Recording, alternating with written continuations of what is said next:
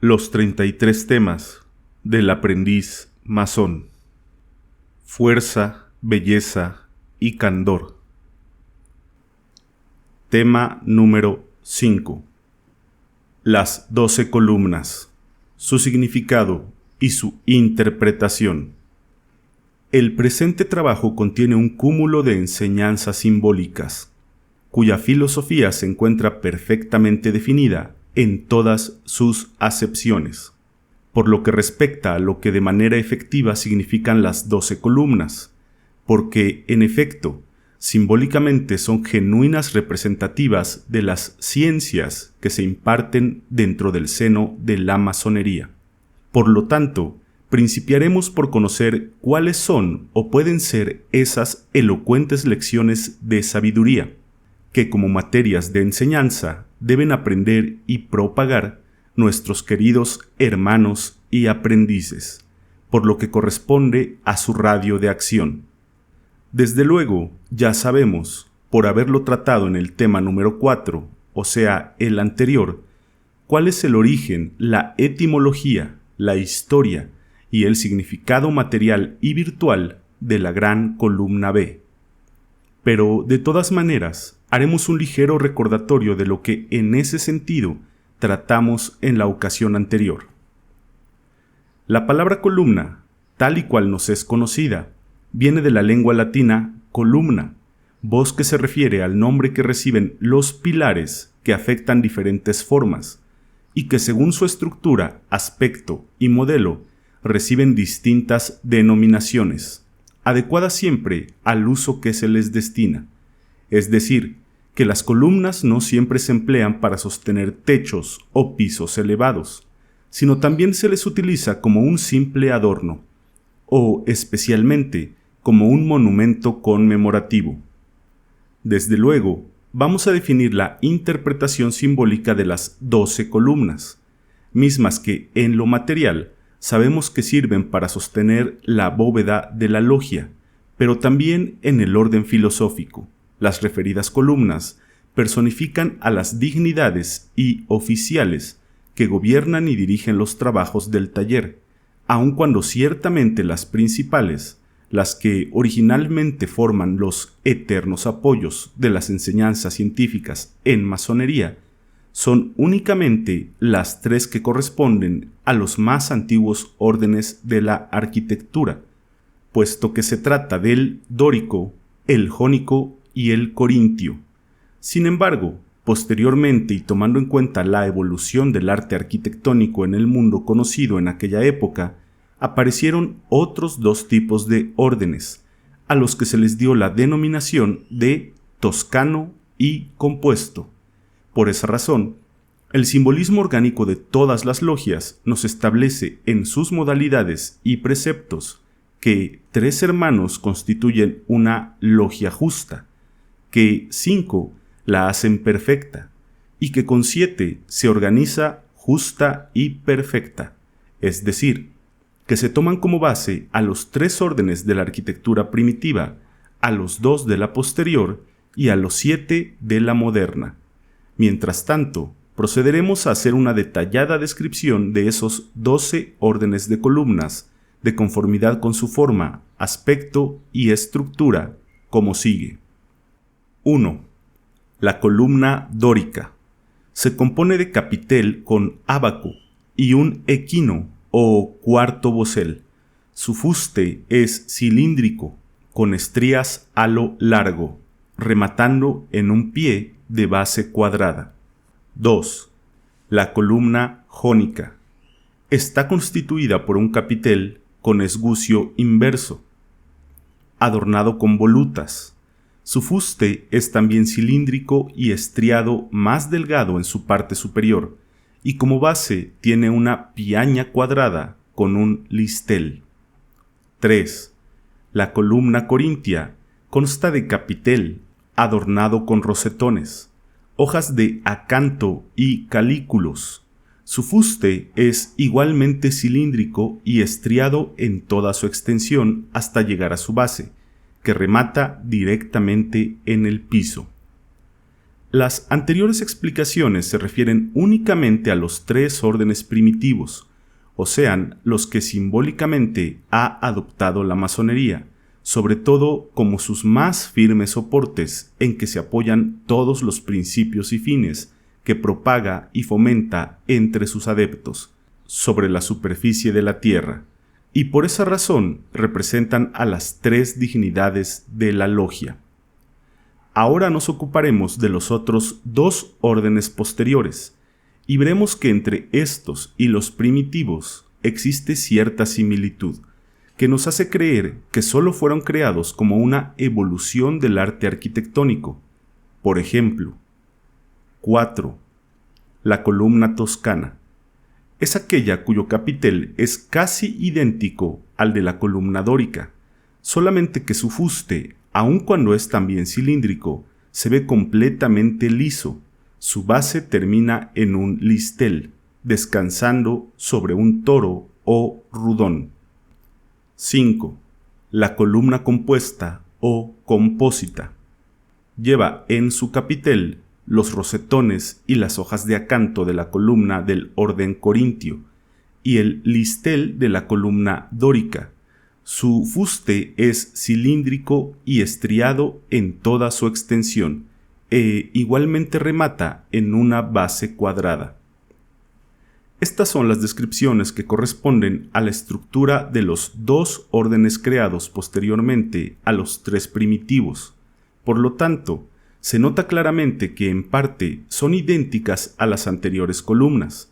Sin embargo, para completar las 12 columnas masónicas a que nos hemos referido, nos falta aún la descripción de los 7 últimos órdenes, de los cuales vamos a definir en detalle sus características, como una tercera serie en el orden siguiente, pero como una demostración de que entre dichas columnas continúan la misma similitud como vamos a demostrarlo. En primer lugar, la arquitectura moderna, a través de las diferentes épocas de la civilización, vino estableciendo y creando nuevos tipos u órdenes de columnas para adecuarlos a los sistemas de construcción, y desde luego podemos asegurar que tienen su origen precisamente en los 5 órdenes descritos con anterioridad. Por lo mismo, confirmaremos que los 7 órdenes de que vamos a ocuparnos reciben sus denominaciones según la época, lugar y aspecto, es decir, que vamos a tomar en consideración la fecha en que se crearon, el lugar en que por primera vez se emplearon y las características de su estructura, las cuales describimos a continuación. 6. La columna ática o cuadrada, que consta de capitel de la misma forma y con esgucio. Su fuste afecta la figura de un paralelepípedo alargado, terminando su base en 2 escalones planos y cuadrados. 7. La columna gótica. Está constituida por un capitel adornado con hojas de cardo y las volutas de la columna jónica.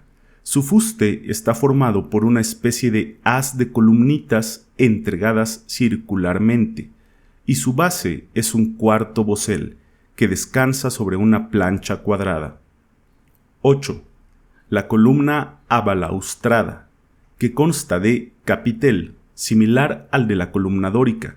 Su fuste es cilíndrico y completamente liso, pero más abultado por el capitel que por su base, que es circular, en forma de toro o rudón. 10. La columna entregada o embebida. Puede ser de los órdenes ya descritos, pero su característica consiste en que se encuentra embutida en los muros hasta la mitad. Por lo mismo, es todo lo que se observa de su estructura. 11. La columna salomónica. Es aquella cuyo capitel es casi idéntico al de la columna toscana, pero adornado con calículos y bandas. Su fuste va ascendiendo en forma de espiral, dando comúnmente de 6 hasta 8 vueltas, desde su base, que es cilíndrica, en cuarto bosel inverso hasta su capitel. 12. Por último, tenemos a la columna aislada, exenta o suelta, y es la que, como su nombre lo indica, no sirve de soporte a ningún techo o edificio, tampoco se encuentra introducida en los muros, ni mucho menos sirve de adorno o decoración de las construcciones, pero sí puede pertenecer a cualquiera de los órdenes arquitectónicos anteriormente descritos, y aún de los que en nuestros tiempos se han creado, y que son los siguientes tipos: el egipcio, el persa, el asirio, el gregoriano, el bizantino, el árabe, el ojival, el italiano, antiguo y moderno, el francés, el imperio, el flamenco, el turco y el indio, que hacen un total de 27 órdenes de columnas, aun cuando también conocemos otros 2 tipos más, que pudiera decirse que tienen su origen en la arquitectura americana, porque nos referimos a las columnas azteca y maya, mismas que vienen a aumentar el número a 29 órdenes distintos. Desde luego podemos asegurar que antiguamente entre los escandinavos, los celtas, los esenios, los asirios, los caldeos, los hebreos, etc., y aún en los actuales tiempos, las columnas o pilares, según su simbolismo, se han venido construyendo como una representación eminentemente metafórica en relación con los poderes y autoridades públicas, así como de la esencia misma que la moral indica para los usos y costumbres del espiritualismo religioso de las diferentes razas conocidas. Por lo tanto, a las referidas columnas siempre se les ha considerado como los apoyos más firmes en que descansa la cimentación alegórica de las leyes del derecho humano, así como las creencias y demás hábitos particulares de los pueblos. Por esa razón se entiende que si llegan a destruirse los cimientos de estas grandes potencias idealistas, sus columnas suelen perder el equilibrio, para derrumbarse estrepitosamente, y por lo consiguiente quiere decir que todo aquello que marcha con paso firme, que constituye la unidad armónica de la sociedad y que rige a los destinos de la humanidad, cuando no cuentan con un sólido pedestal, pueden también caer bajo el impulso de su propio peso. Y es por ese motivo que, simbólicamente, aseguramos que dichos sistemas, que esos procedimientos y acaso los mismos regímenes, en tales circunstancias, pasan a la categoría de columnas rotas. En consecuencia, debe tenerse especial cuidado en que las doctrinas, los principios y aún también los procedimientos estén simbólicamente apoyados sobre las más resistentes y poderosas columnas, porque hay que tomar en consideración que siempre han existido, existen y existirán las ambiciones desenfrenadas, las pasiones vulgares, el egoísmo insano y sobre todo, muy particularmente, se nos presenta la fragilidad humana, que viene a contribuir, juntamente con las demás lacras, a una verdadera disolución social. Por eso los argumentos a que nos referimos en el párrafo anterior nos recuerdan que en nuestra institución la columna rota representa al hecho virtual de la caída de cualquiera de sus sostenes. En este caso, se refiere a cualquiera de sus dignatarios, oficiales o hermanos que violen nuestras leyes, sea porque falten al cumplimiento de sus deberes o juramentos, o porque simbólicamente hayan sido sancionados con la suspensión de sus derechos masónicos, o irradiados para siempre de nuestra orden. Ese es el motivo por el cual observamos que al margen de las planchas en que se participa la sanción máxima a algún hermano, se ve estampada la columna rota. En cambio, a los hermanos que pasan a ocupar su sitio en el eterno Oriente y que llegaron a cumplir fielmente con sus deberes, es muy común que sobre el lugar en que reposan sus restos mortales se levante una columna alusiva al carácter o espíritu de la actuación del hermano sepultado, pues esta es una costumbre oficial muy antigua en la masonería, Y en cuanto a la plancha, en que también se hacen las manifestaciones de condolencia, notamos que en la parte superior se observa igualmente estampada una columna íntegra, lo que indica que durante su existencia jamás cayó abatida por el deshonor. En idénticas circunstancias se nos presentan los casos de que una logia en pleno, cuando abate sus columnas para adoptar otros idealismos o modalidades comasónicas, también cae bajo las más duras sanciones, en cuyo momento se convierte en columna rota, puesto que con su actitud rebelde ha dejado de cumplir con los preceptos contenidos en los landmarks. Pero si esa logia únicamente suspende sus trabajos por fuerza mayor durante algún tiempo, ese cuerpo solamente debe quedar en sueños, al igual que cualquier hermano que por alguna circunstancia deje de concurrir a las labores de su taller, deje de efectuar sus pagos o por cualquier otra causa que no llegue a constituir una violación al Código Penal masónico. Ahora pasaremos a describir el simbolismo y significado de las 12 columnas que decoran nuestros templos masónicos, puesto que son las que en lo material representan precisamente a los órdenes arquitectónicos ya anteriormente descritos. Estas 12 columnas se encuentran colocadas simétricamente en el interior de la logia, en series de 6 al norte y 6 al sur, quedando incluidas entre ellas las dos grandes columnas B y J, estas últimas como sitiales destinados a los hermanos aprendices y compañeros. Como ya sabemos, estas columnas se encuentran a 3 pasos de distancia de la puerta de entrada del templo en occidente. En lo material, sobre las 12 columnas se apoya el cielo del taller, y simbólicamente le sirven de sostén a la bóveda del infinito. Cada una de las referidas columnas ostentan sobre su cúspide en forma luminosa a los signos del zodiaco, y es por eso que representan al más poderoso soporte sobre cuya base descansan las sabias enseñanzas que contiene la cosmografía, la astronomía y la náutica, aun cuando simbólicamente son representativas de los 12 meses del año, o sea, la unidad abstracta del tiempo que transcurre, para dar lugar a los fenómenos de las 4 estaciones, durante cuyo periodo se originan las causas y los efectos que se desarrollan para dar la correspondiente evolución a la propia naturaleza, misma que ejerce una poderosa acción vivificante para mantener en constante generación y germinación a todas las cosas materiales, orgánicas e inorgánicas que existen sobre la superficie de la Tierra.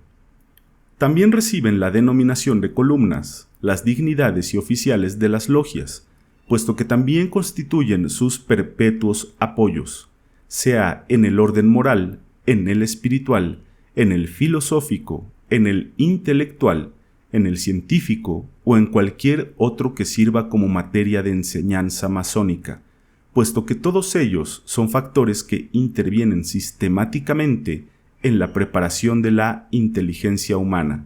Por tal motivo, el cuadro logial de autoridades masónicas, sobre cuyas espaldas pesa toda la responsabilidad social, particular y privada, entre todos nuestros hermanos, debe poseer siempre las dotes de virtud, de competencia y de perfeccionamiento que se requiere para regir los destinos de las logias, en particular, y de la masonería universal.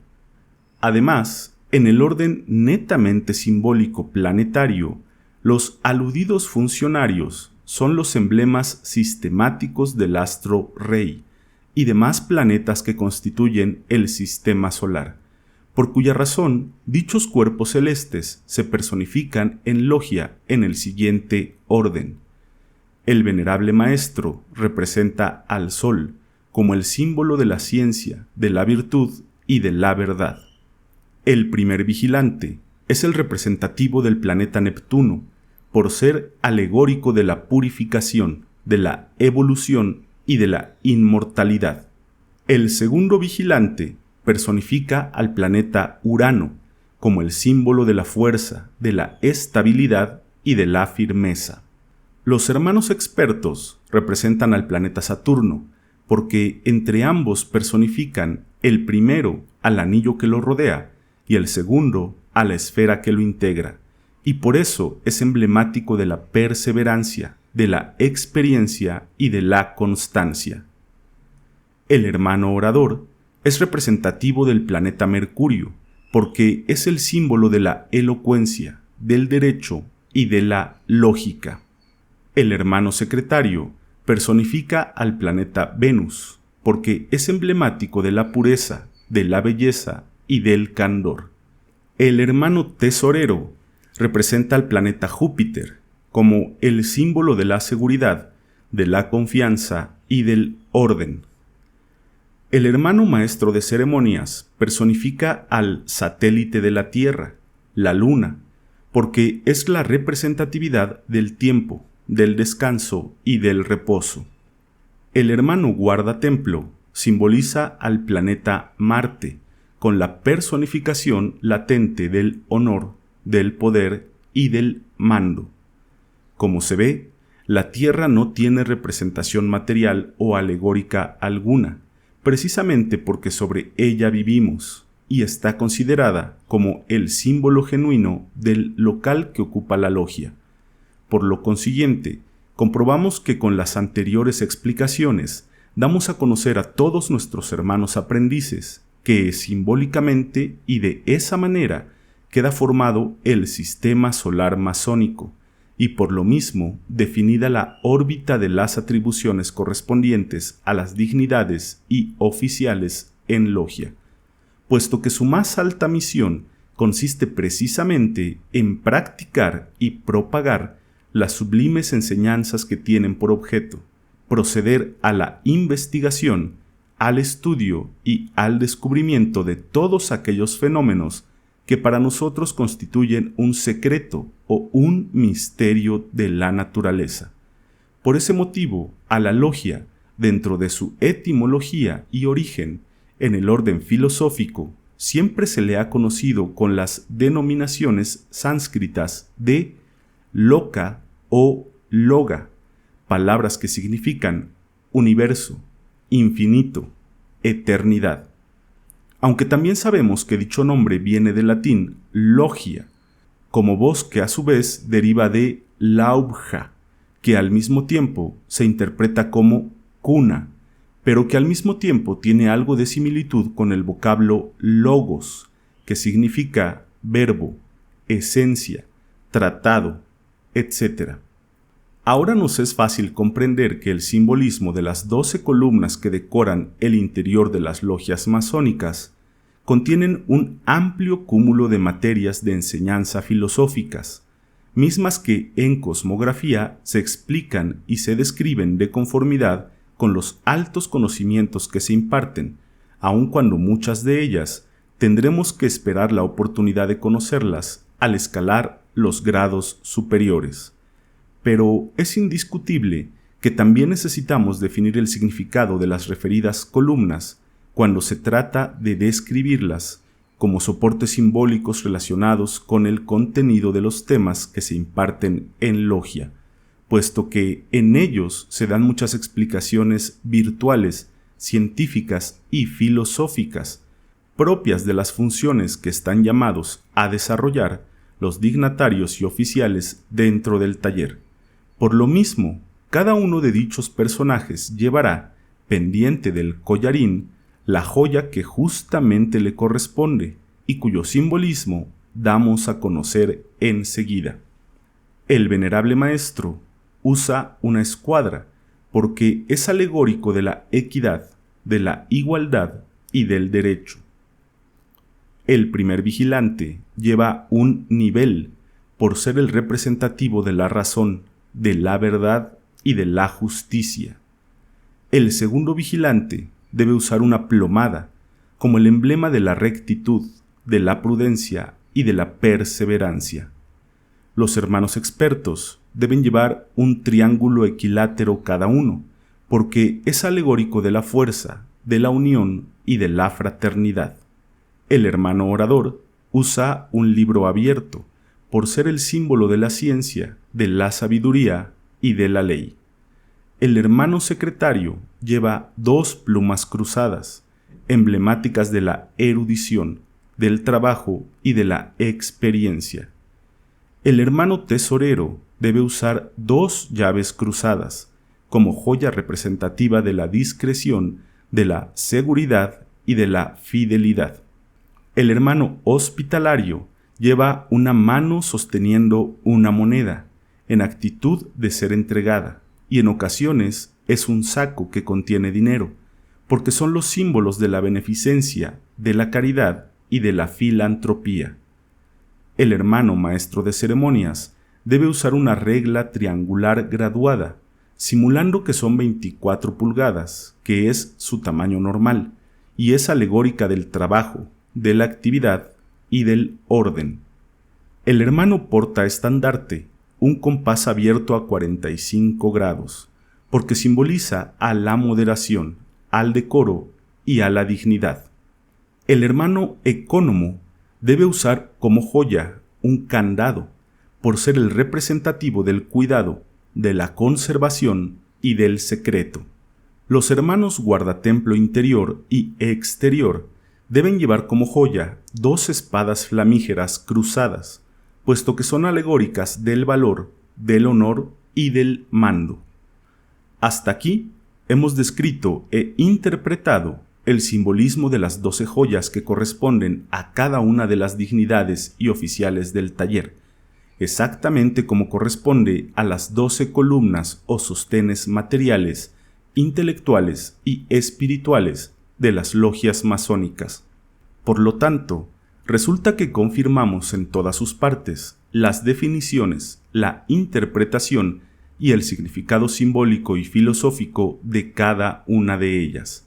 Pero en concordancia con lo que en verdad es el espíritu de las enseñanzas científicas, dentro de un ambiente netamente metafórico, ya que por medio de ese procedimiento se trata no solamente de distinguir sus propiedades instructivas, sino también de apreciar las más resplandecientes luces y conocimientos que en particular nos proporcionan las dignidades y oficiales en logia, de conformidad con sus respectivas misiones, cuando se trata de instruir a los hermanos en las diferentes cámaras y aún dentro del vasto ambiente que nos proporcionan las ciencias, puesto que ese es y será siempre su verdadero campo de acción. Por último, diremos que igualmente reciben el nombre de columnas en masonería los lugares y sitiales que ocupan en Oriente, Norte, Sur y Occidente las dignidades, los oficiales, los maestros, los compañeros y los aprendices, aun cuando de la misma manera reciben esa denominación los lugares que ocupan la columna de la elocuencia, la columna de la armonía y la que pasan a ocupar nuestros hermanos para su definitivo reposo en el eterno Oriente. Para terminar este interesante tema, únicamente vamos a agregar que todas nuestras logias se encuentran descansando virtual, material y simbólicamente sobre sus 3 principales columnas, mismas que se encuentran personificadas por sus 3 dignidades, cuya representación vamos a describir como sigue. El venerable maestro es el emblema de la sabiduría. El hermano primer vigilante simboliza a la fuerza, y el hermano segundo vigilante es alegórico de la belleza, porque son las más poderosas columnas y eternos apoyos en que descansan las bases de las enseñanzas masónicas. Por esa razón, también son representativas de los 3 órdenes primitivos de la arquitectura antigua, y posteriormente el origen de todos los demás órdenes de la arquitectura moderna, lo que nos indica claramente que las enseñanzas morales, espirituales y filosóficas que se nos imparten en logia llevan como su más firme sostén a la sabiduría para coordinar las ideas, a la fuerza para sostener y mantener imperecederas sus obras, y a la belleza porque proporciona las nociones de estética en todos los órdenes. En consecuencia, confirmamos que la sabiduría guía por el buen camino a nuestra conciencia, fomenta nuestros pensamientos, da fuerza a nuestros actos, cultiva nuestra inteligencia y nos proporciona el progreso en las empresas. Que la fuerza viene considerándose como la máxima potencia que mueve al mundo material, y por lo mismo es la fuente de donde emanan todos los fenómenos naturales, que dan origen al movimiento evolutivo, que mantiene en constante desarrollo y transformación a los seres y las cosas, y que la belleza nos permite apreciar la perfección en las obras naturales y artificiales, dándonos a conocer las nociones de la maravillosa estética, misma que nos da la idea de la hermosura que existe en toda la creación, a la vez que también sirve de adorno al fuero interno del hombre. Consecuentemente, no cabe duda de que la logia, como representativa del universo, constituye el templo de la deidad, puesto que es alegórica de la gran columna del espiritualismo masónico, en cuyo caso sus tres principales columnas, o sean, la sabiduría, la fuerza y la belleza, se agrupan para formar un núcleo compacto que permite derramar torrentes de enseñanzas simbólicas y filosóficas, para lograr que se cultive la inteligencia humana, precisamente porque siempre será infinita. Por eso, en todos los tiempos, la sabiduría es invencible, la fuerza es omnipotente y la belleza es resplandeciente, todas ellas en forma altiva y elocuente ante los ojos del mundo entero. En consecuencia, ese triángulo radiante de conocimientos científicos siempre resplandecerá imperecedero, puesto que está personificado por las tres dignidades, el venerable maestro y los dos vigilantes.